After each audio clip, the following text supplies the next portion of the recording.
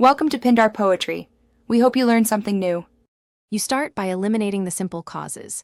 Clean both ear tips and the mesh, use a soft brush and a 70% isopropyl wipe, then let them dry.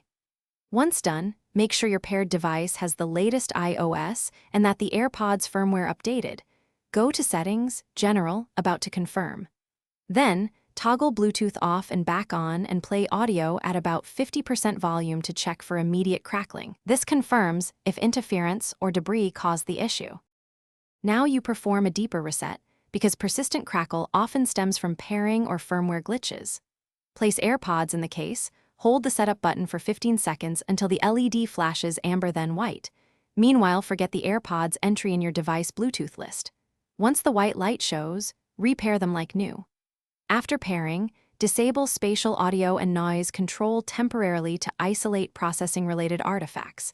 If crackling stops, it points to software or processing conflict. Finish by verifying hardware contacts and cross-testing so you know exactly what failed. Inspect and clean the case and AirPod charging contacts with a dry swab. Corrosion or debris can create intermittent audio.